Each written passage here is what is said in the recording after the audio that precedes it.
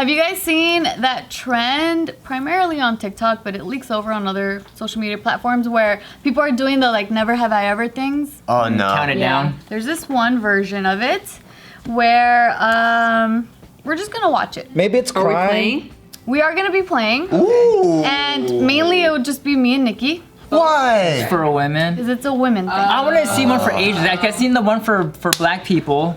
I've seen that one. You make one. Oh, for Asians? I just don't know what Asian problems are. Asian problems. People call you Wuhan Bat. Oh, yes. I think I would keep all my fingers up, though. Well, I thought you would, because you grew up in Texas. You say you've experienced a lot of racism, True. so you do have some. Did you ever buy car insurance? Yeah, but and you it's got a just higher mainly rate like...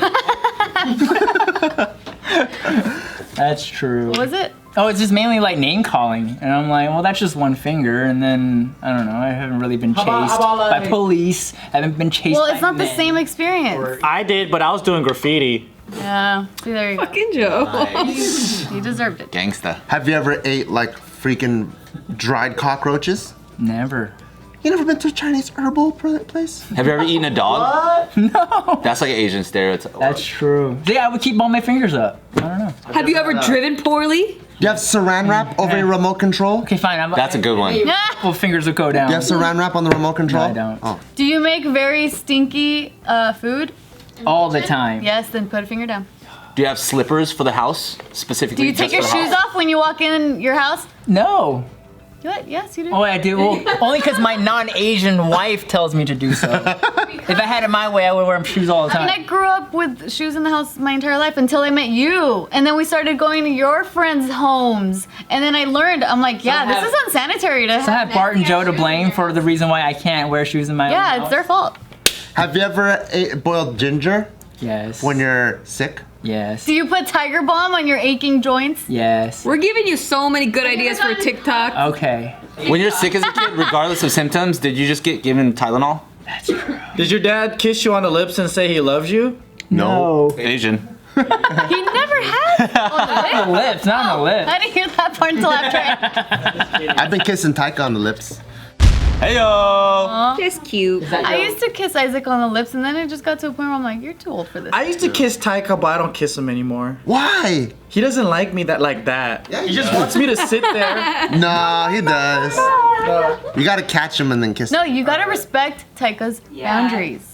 I gotta ask him for consent now. He's the age of consent. That's true. Yeah. Okay, well, speaking of consent and things like that, let's get into this video, this TikTok. So the way that this video that I have in front of me is the woman in the middle is the original audio, and then the women on the ends are like they did like the thing, right? Gotcha. The lip syncing.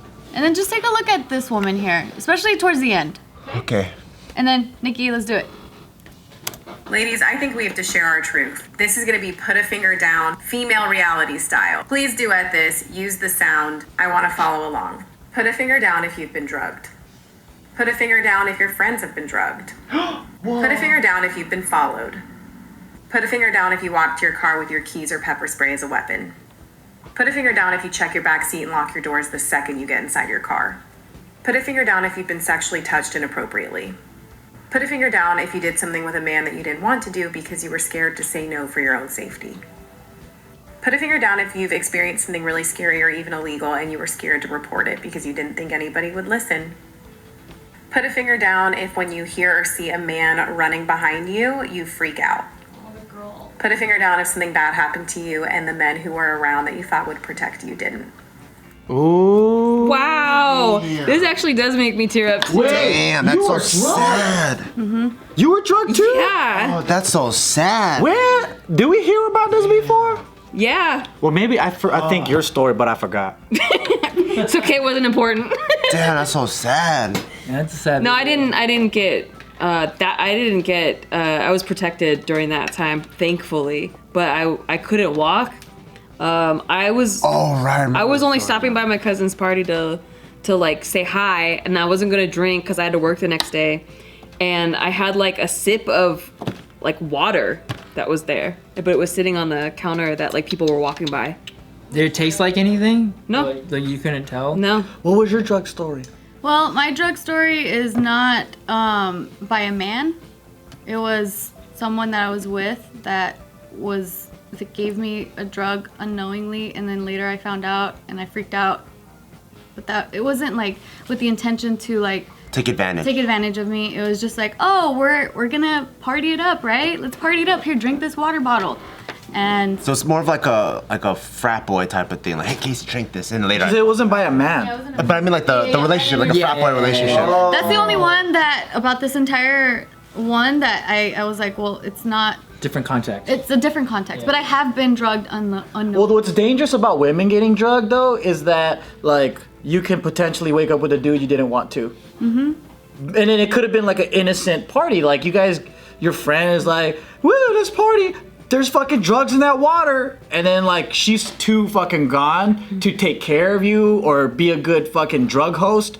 And then you wake up the next day and you're like, I didn't want to fuck this dude. What the fuck? Well, I have been in a situation where I was very drunk, and this guy that I was with kept feeding me alcohol, and next thing I know, I was so fucking wasted, and he was having sex with my body, and I'm just like, oh shit.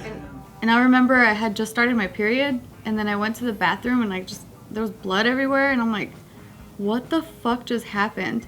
My friend got drugged at a rave. And there was this big ass dude that was dragging his body behind the bleachers, and everyone found it, and we ran up and we started fucking that dude up like crazy. We think he was gonna like do him. Oh my gosh. Yeah. Oh shit. Cause being drugged is just dangerous. It's just so many predators out there. You don't know what the hell to do. Yeah. So like with that particular guy, that it happened. Like we were at a party, right, and then me and my friend ended up going.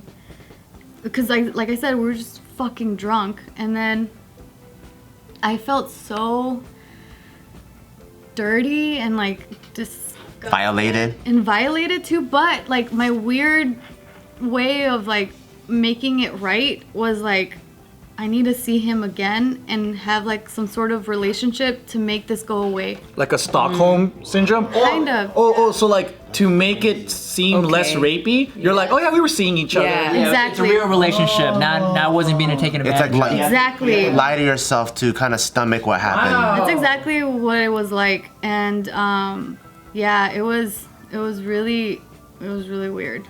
You know what's crazy is when you think about like history, right? Like rape was so normalized to the point where it's just disgusting. Like if you think about, it was pretty normal if you were a peasant that other warring armies can come into town and take all the women and kids and kill all the guys and rape the hell out of all the girls. That was normal for hundreds of years, and still, you know, kind of like we just got out of that phase. And so now we're finally becoming more civil, but we still have that like rapiness in some guys that try to do it. Because it's power. It's not about sex, it's about power. Exactly. And what sucks too is that I think sometimes when you look at it, right, the perpetrators might be like some bad guys, but then good guys get tied into it as like you're part of this rape culture, even though like you would never do such a thing.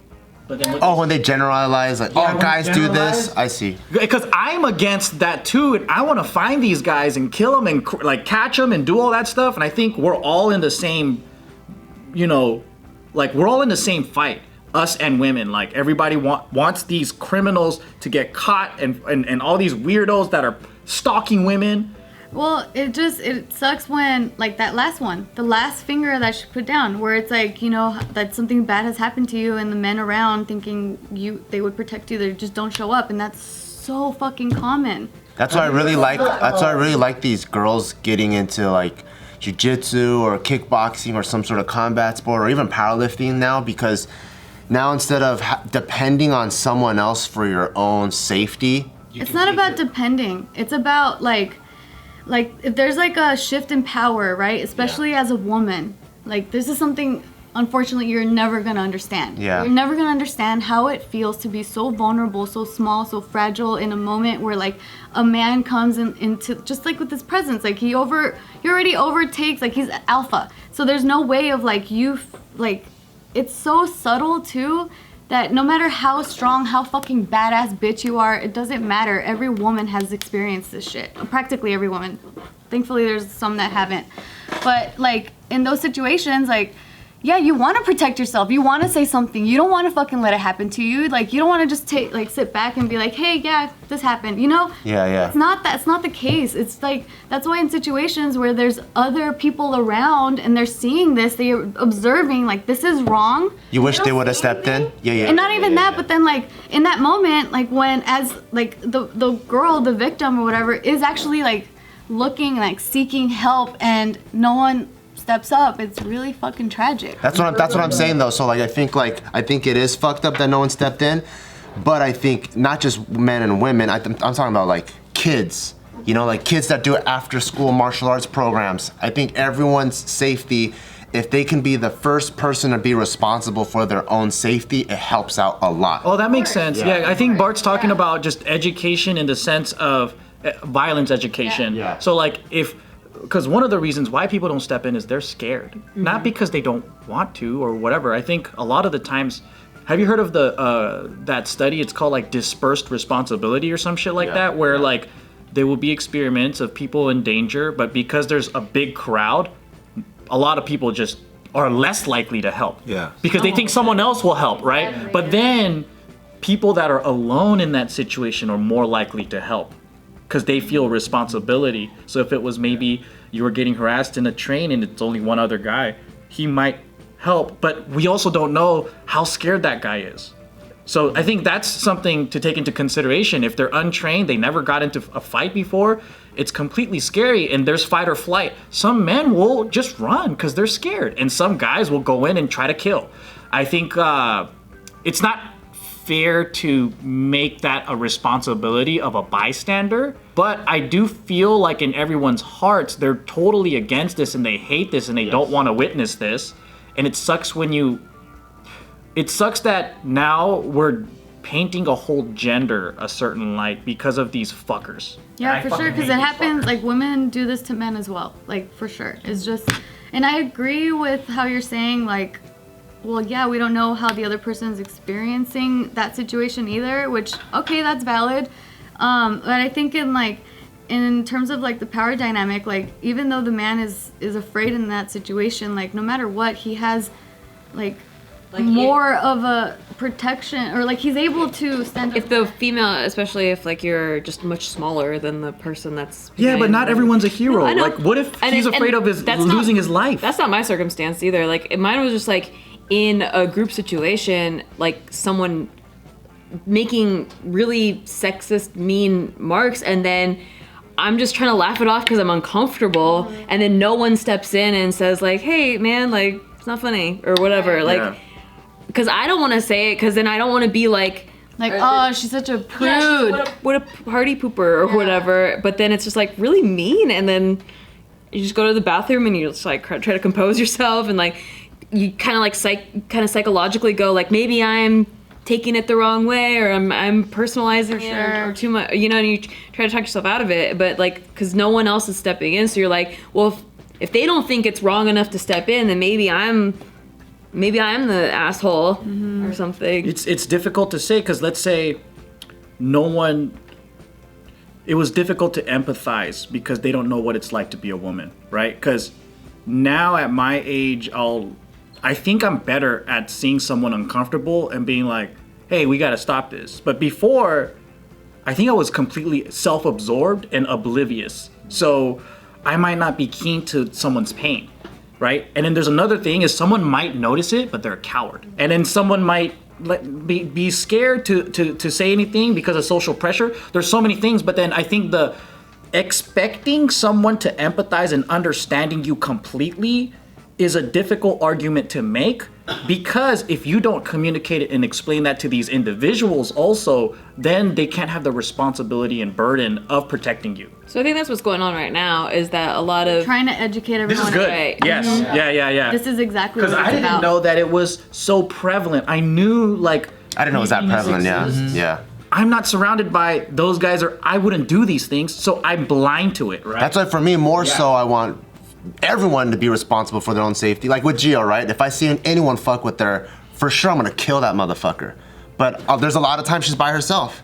So if she can be protected, or if she can at least run away, or have some sort of understanding of removing herself, she doesn't even have to be a black belt in jiu-jitsu or whatever, but if she at least knows how to, some basic self-defense, how to get away, like and then like with this TikTok awesome. already highlighted how many women already do that. For example, like, do you grab your keys or pepper spray when you're walking to your car? Like, that is so common for us, and that's kind of what you're saying. Like, we are taking responsibility. But that's not responsibility if you don't train with the pepper spray. If you're not like shooting, like I'm talking about actual knowledge and like me owning a knife, a kitchen knife, versus me understanding how to be a swordsman is different. Like, I'm not empowered by my knowledge. I think by this though, it's kind of like spreading awareness to where people can first see the problem, and hopefully it's like, let's educate the society better so we can all do better at helping women out. Cause like, now I know how prevalent like perversion and these crazy fuckers are. Like, I'll be even more aware to see like, hey, does this girl feel uncomfortable with this guy sitting next to her or whatever? Who do I gotta fuck up today? Versus before, I'm like, oh yeah, shit, it's the fucking 21st century. Women can take care of themselves. Like, everyone's equal. Like, because I think this whole equality myth does make me feel that women can handle themselves because they've been handling themselves. Instead of me feeling like maybe I'll be stepping on their toes if I'm too chivalrous and I'm too stepping in. I'm not letting them be their own person and defending themselves. I think these conversations are super, super helpful though, because like until people start having these types of conversations where, you know, women are being candid and like the examples that you know, those fingers are relating to, like there are varying degrees of those different types of examples that whether they're micro or macro, like very strong or whatever. Like if in the obliviousness, you know, if you aren't aware of things, then you're just not aware, right? Yeah. If I don't put my mentality into what would a sex predator do, because I'm not that, like I won't pay attention to things that maybe women can see more or are aware of, because one, they're the victim, and then two, they understand what sex predators. And you live it every day. I'm just way more naive. Right. Like I'm aware that it's there. I'm aware people can do ridiculous. But it's like something like over there. It's happening over there, not to everybody, every woman in your life. And that's totally, you know, there's a huge part of like, I'm like, yo, I would love to learn. Like I apologize if I've done things in the past to not be aware of certain things, but the only way I'll learn is if somebody honestly schools me. For sure. I'm saying if I get like an honest conversation with women, whether it's in your own community or generally speaking in our society, like those little nuances that can keep us aware of those things will help us help. Yeah, that's why I don't think it should go to the level of fuck men or like fuck all men. Like it should be just this discussion of like, because I think that that's what was the most eye-opening when the Me Too movement first started, was a lot of these men just weren't aware that every single woman in their circle went through these things, and that we had all accepted it as just normal. Like, and we also don't see our buddies in dates and how they interact with women alone.